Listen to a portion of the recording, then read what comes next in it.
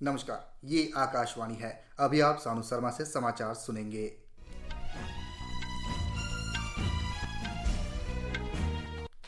पहले मुख्य समाचार। प्रधानमंत्री नरेंद्र मोदी ने इंडोनेशिया के जकार्ता में एशियान भारत शिखर सम्मेलन और पूर्वी एशियाई शिखर सम्मेलन में भाग लिया।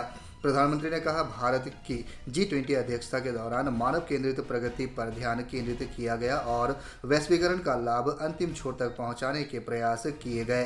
दिल्ली G20 शिखर सम्मेलन के लिए विश्व नेताओं की मेजबानी के लिए पूरी तरह तैयार। भगवान श्री कृष्ण के जन्म उत्सव का पर्व जन्माष्टमी देश के विभिन्न हिस्सों में मनाया जा रहा है। राष्ट्रपति, उपराष्ट्रपति और प्रधानमंत्री ने इस अवसर पर लोगों को बधाई दी है। अब समाचार विस्तार से।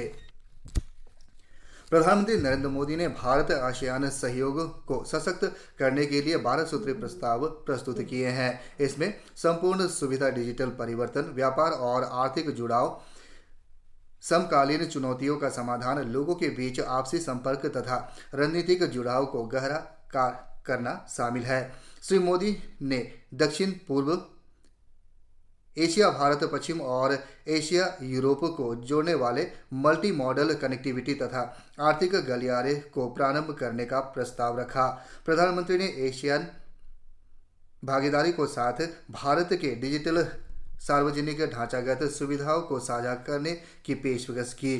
उन्होंने डिजिटल बदलाव और वित्तीय संपर्क सुविधा के सहयोग पर ध्यान केंद्रित करते हुए डिजिटल भविष्य के लिए आसियान भारत कोष की घोषणा की। श्री मोदी ने सहयोग बढ़ाने के उद्देश्य से ज्ञान की भागीदारी के रूप में कार्य करने के लिए आसियान तथा पूर्वी एशिया के आर्थिक और अनुसंधान संस्थानों के लिए सहयोग की पेशकश की। उन्होंने बहुपक्षीय मंचों पर ग्लोबल साउथ के सामने आने वाले मुद्दों को सामूहिक रूप से सामने रखने का आह्वान किया। प्रधानमंत्री ने एशियान देशों को विश्व स्वास्थ्य संगठन द्वारा भारत में स्थापित किए जा रहे पारंपरिक चिकित्सा के लिए वैश्विक केंद्र में शामिल होने के लिए आमंत्रित किया। उन्होंने मिशन लाइफ पर भी मिलकर काम करने का आह्वान किया। श्री मोदी ने जन औषधि केंद्रों के माध्यम से लोगों को सस्ती और गुणवत्तापूर्ण दवाएं उपलब्ध कराने में भारत के अनुभवों को साझा करने की बात कही। प्रधानमंत्री ने आतंकवाद को वित्तीय पोषण और साइबर दुष्प्रभाव के खिलाफ सामूहिक लड़ाई का आह्वान किया। उन्होंने आसियान देशों को आपदा रोधी बुनियादी ढांचे के लिए गठबंधन में शामिल होने के लिए आमंत्रित किया। श्री मोदी ने आपदा प्रबंधन में सहयोग और समुद्री सुरक्षा, रक्षा तथा डोमेन जागरूकता पर सहयोग बढ़ाने का आग्रह किया। कार्यक्रम के दौरान समुद्री सहयोग और खाद्य सुरक्षा पर 2 संयुक्त प्रस्तावों को स्वीकृत किया गया। विदेश मंत्रालय में सचिव पूर्व सौरभ कुमार ने कहा कि प्रधानमंत्री नरेंद्र मोदी की इंडोनेशिया यात्रा संक्षिप्त लेकिन बहुत उपयोगी थी। उन्होंने कहा कि शिखर सम्मेलन में प्रधानमंत्री की भागीदारी से भारत आसियान संबंधों को रणनीतिक दिशा मिलेगा। प्रधानमंत्री नरेंद्र मोदी ने एक अंग्रेजी दैनिक के लेख में कहा कि भारत के लिए G20 की अध्यक्षता केवल एक उच्च स्तरीय राजनयिक प्रयास नहीं है। उन्होंने कहा कि लोकतंत्र की जननी और विविधता में मॉडल के रूप में भारत ने इस अनुभव के द्वार दुनिया के लिए खोल दिए हैं। प्रधानमंत्री ने कहा कि भारत की G20 अध्यक्षता ने विभाजन को पाटने, बाधाओं को दूर करने और सहयोग के प्रयास बढ़ाने का कार्य किया है। उन्होंने कहा कि भारत की अध्यक्षता एक ऐसे विश्व का आह्वान करती है जहां एकता मतभेदों पर हावी होती है। प्रधानमंत्री ने कहा कि भारत ने G20 अध्यक्षता के रूप में वैश्विक पटल को विस्तार देने का संकल्प लिया था और यह सुनिश्चित करने के प्रयास किए गए हैं कि हर देश की बात सुनी जाए और सभी अपना योगदान दें। प्रधानमंत्री नरेंद्र मोदी ने कहा कि वॉइस ऑफ ग्लोबल साउथ शिखर सम्मेलन में 125 देशों ने भाग लिया और यह भारत की अध्यक्षता में सबसे महत्वपूर्ण योजना में से एक था। उन्होंने कहा कि भारत की अध्यक्षता में न केवल अफ्रीकी देशों की अब तक की सबसे बड़ी भागीदारी हुई है, बल्कि अफ्रीकी संघ को G20 के अस्थायी सदस्य के रूप में शामिल करने पर भी बल दिया गया है। श्री मोदी ने कहा कि Bharat green hydrogen innovation centre के साथ साथ स्वच्छ और हरित हाइड्रोजन के लिए एक वैश्विक पारिस्थितिक तंत्र बनकर उभरेगा।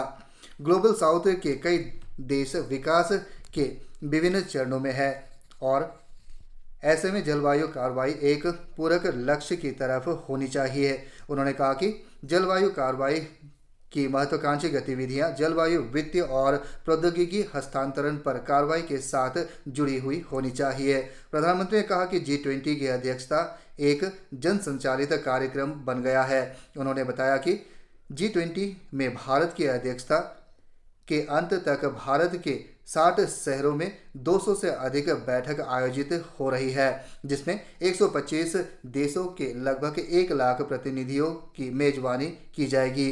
श्री मोदी ने कहा कि किसी भी देश ने अपनी अध्यक्षता के दौरान इतनी विशाल और विविध भौगोलिक विस्तार को शामिल नहीं किया है।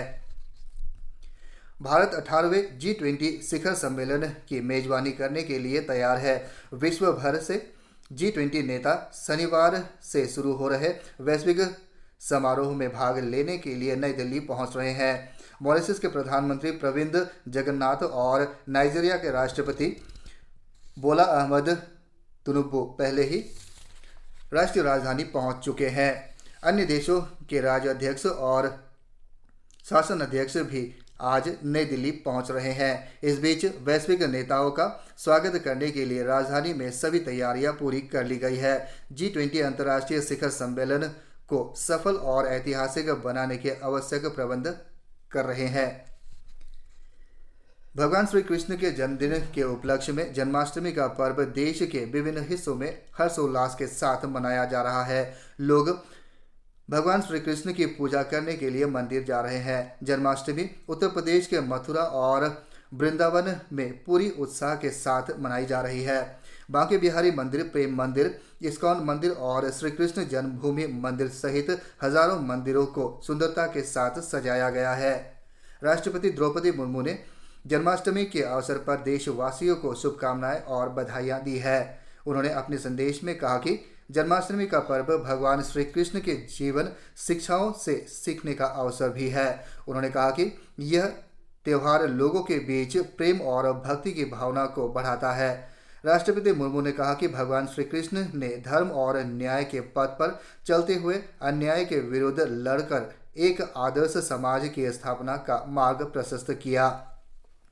उपराष्ट्रपति जगदीप धनखड़ ने देशवासियों को जन्माष्टमी के अवसर पर शुभकामनाएं दी है। सोशल मीडिया पोस्ट में श्री धनखड़ ने कहा कि हम भगवान कृष्ण के जन्म का उत्सव मना रहे हैं, जो प्रेम और भक्ति का प्रतीक है। उन्होंने सभी से अपने कर्तव्यों का पालन करते हुए भगवान श्री कृष्ण के निष्काम कर्म के संदेश को अपनाने का आह्वान किया। श्री धनखड़ ने आशा व्यक्त की कि जन्माष्टमी लोगों के जीवन में शांति, आनंद और सद्भाव लाएगी।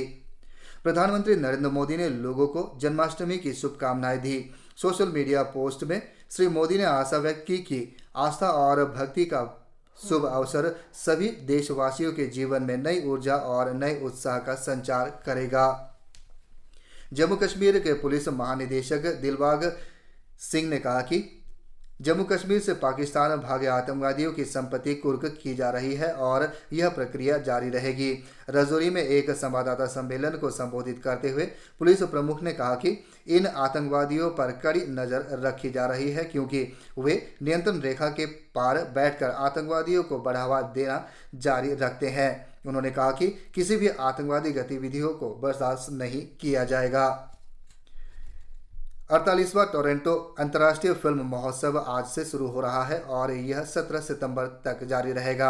इस महोत्सव में भारतीय प्रतिनिधि मंडल का नेतृत्व सूचना और प्रसारण मंत्रालय में फिल्म विभाग के संयुक्त सचिव पृथुल कुमार करेंगे। टोरंटो अंतर्राष्ट्रीय फिल्म महोत्सव के आधिकारिक चयन में 6 भारतीय फिल्मों को चुना गया है।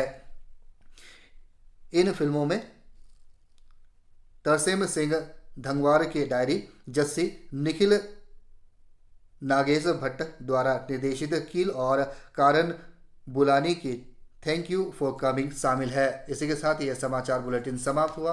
नमस्कार।